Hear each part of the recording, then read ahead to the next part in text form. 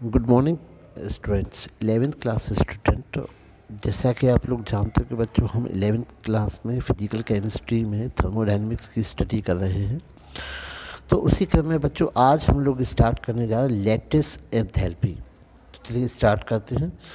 The lattice enthalpy of ionic compound is the enthalpy change which occur when one mole of ionic compound dissociate into its ionic in gaseous state।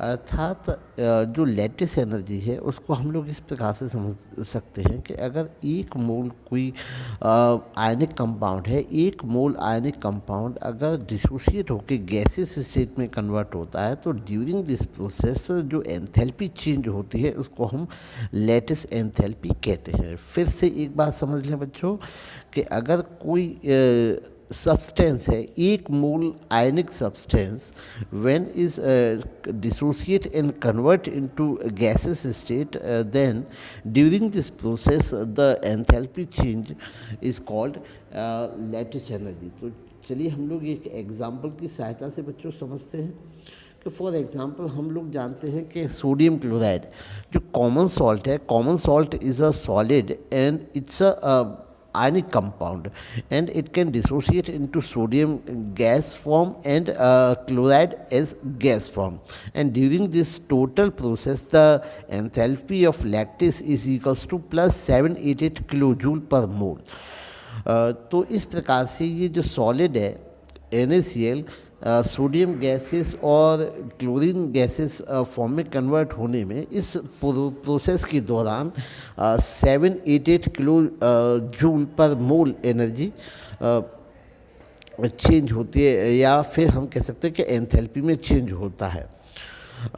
तो बच्चों मैं बताना चाहूँगा कि ये पूरी process को हम लोग वन स्टेप में या एक एक्सपेरिमेंट के द्वारा स्टडी नहीं कर सकते हैं। इसके लिए हम लोग स्टेप वाइज स्टेप स्टडी करते हैं और this process can be estimated by the वॉन हेबर साइकिल। तो वॉन हेबर साइकिल है जिसमें हम लोग स्टेप बाय स्टेप माध्यम से हम लोग ये पूरी प्रोसेस जो लैटिस एंथैल्पी की है उसको समझ सकते हैं। तो चलिए हम लोग स्टार्ट करते हैं फर्स्ट स्टेप में। तो let us consider sublimation of sodium. जैसा कि हम लोग बच्चों जानते हैं कि जो सब्लिमेशन होता है, सब्लिमेशन में solid directly convert into gases state without converting into liquid state. तो सोडियम जो सॉलिड फॉर्म में है सीधा सब्लिमाइज हो जाएगा सोडियम गैसेस स्टेट में, और यहाँ पर जो मेटल की जो सब्लिमेशन एंथैल्पी होगी वो होगी आपकी 108.4 किलो जूल पर मोल। सेकेंडली दूसरे चरण में हम लोग देखते हैं कि जो आपका गैसेस फॉर्म में सोडियम कन्वर्ट हो चुका है इसका आयनाइजेशन होता है। आयनाइजेशन अर्थात ये एक इलेक्ट्रॉन डोनेट करेगा और डोनेट करने के बाद में ये आपका Na+ या आयनिक फॉर्म में कन्वर्ट हो जाता है, और आयनिक फॉर्म में कन्वर्ट होने पर इस प्रोसेस में आयनाइजेशन एंथैल्पी होती है वो होती है 496 किलो जूल पर मोल।